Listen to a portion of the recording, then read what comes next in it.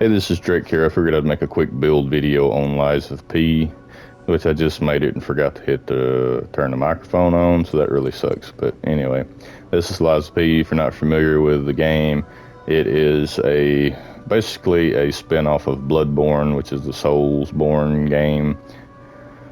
And hard difficulty, hard bosses, but I really like it. Of course, I love Bloodborne, so I've been waiting for something like this to come out for a long time. Anyway, I was going to go over the build real quick, which this build is pretty simple. You basically just got your weapon, which we'll go over that in a minute. You can put them together in different combinations, the blade and handle, to get a lot of different variations, and you unlock amulets along the way.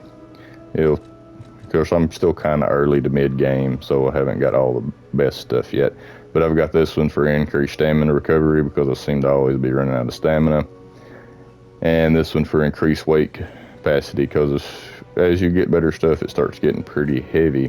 So what you'll start out is the base ones of each one of these, and this is just straight up physical damage reduction, which you can see how it gets better.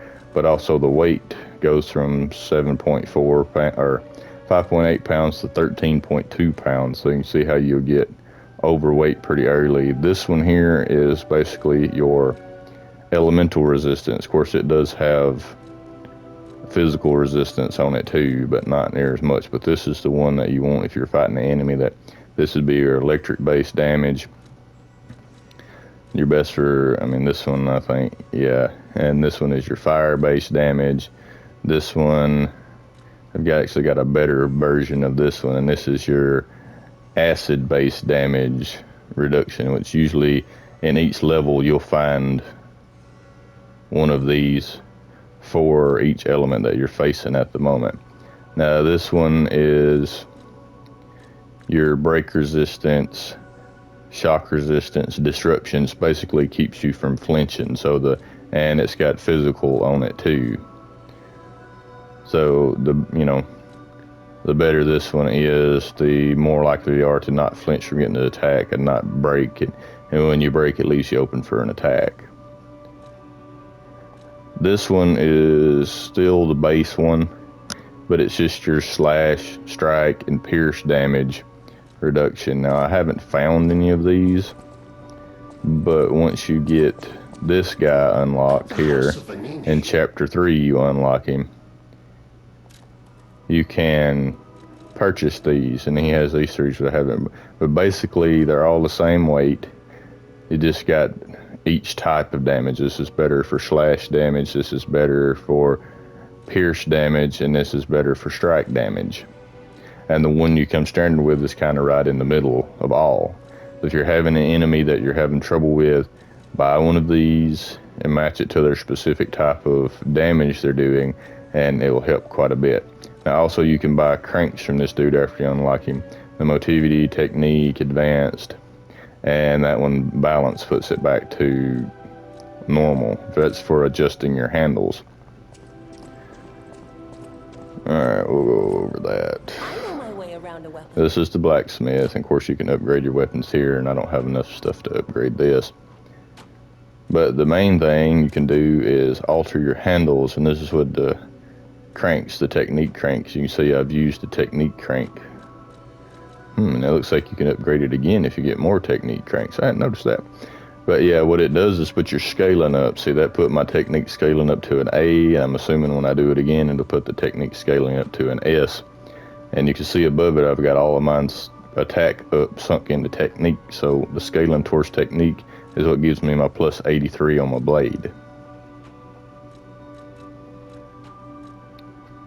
But that just kind of, Advance is for your elemental, Technique is for your dex builds, and I'm not sure, I think Motivity is more for blunt weapon damage, if I'm not mistaken.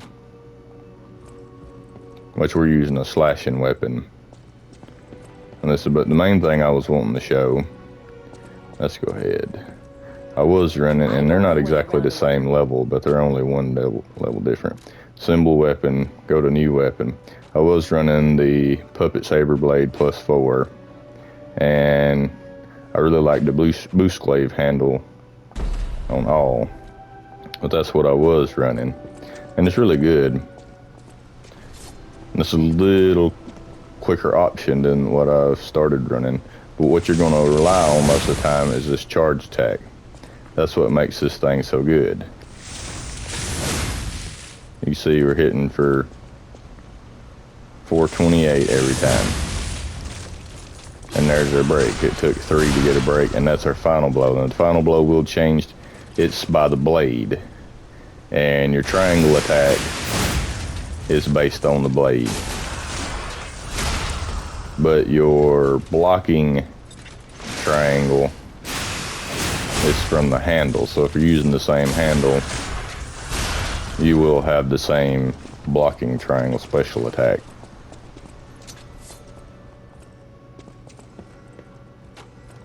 I know my way around a weapon. But what I found was you could keep this is the originally how you find it, keep the boost glaive head, the boost glaive handle,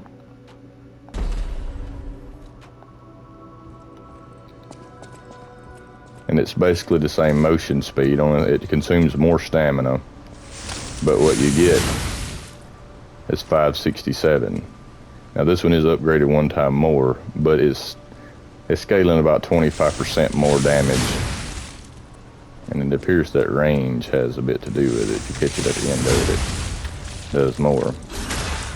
And your break is a little bit more, but it does change your final blow attack because it is a different weapon, or different blade, and it also changes your special attack.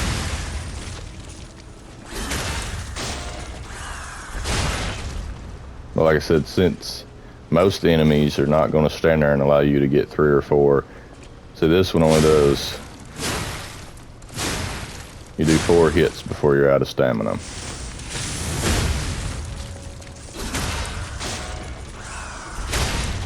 The other blade will do 6 hits before you're out of stamina, if you've got the same amount of stamina as I do.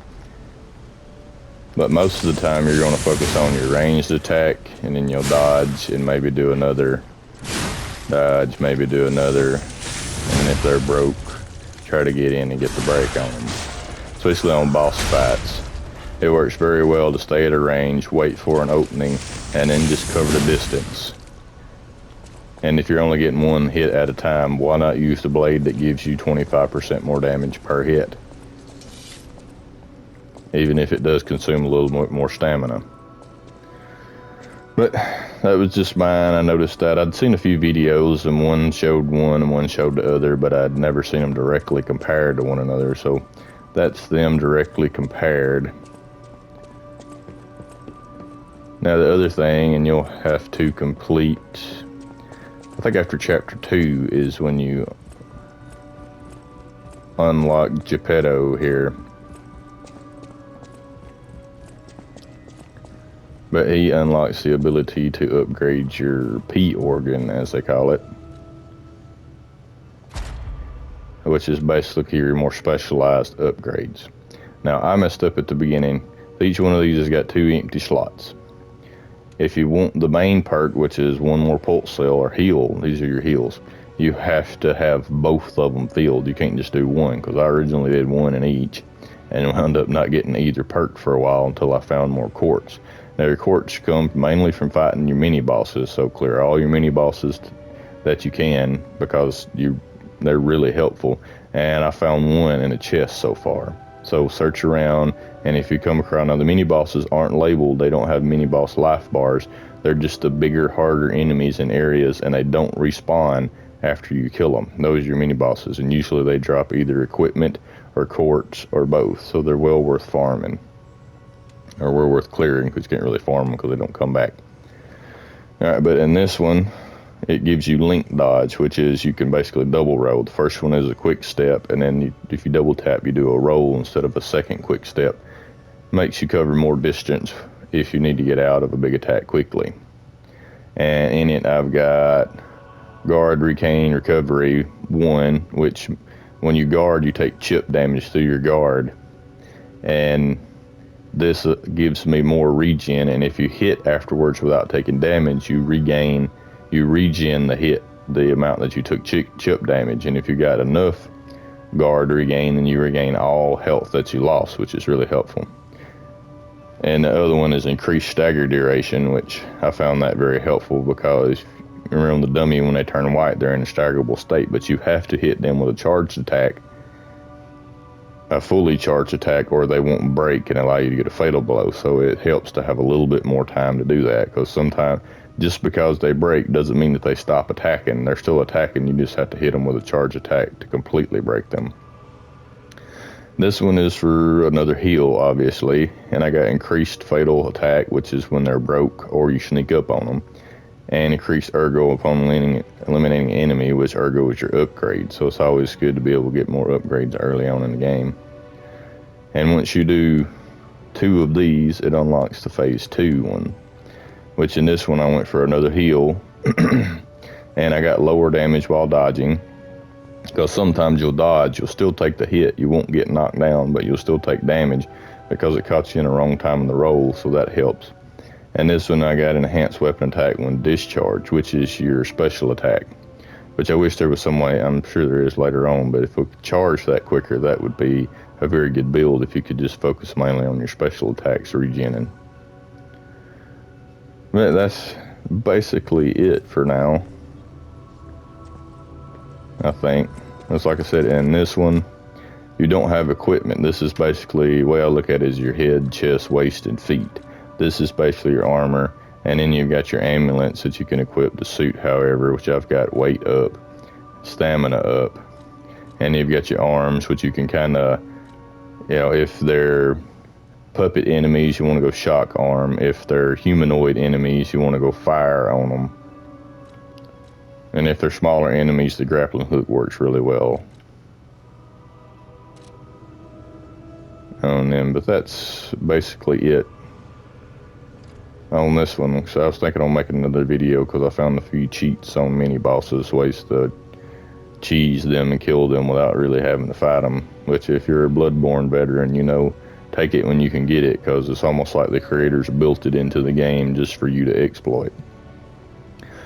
But anyway, that's it for this video. If you like it, give it a thumbs up, and as always, thanks for watching.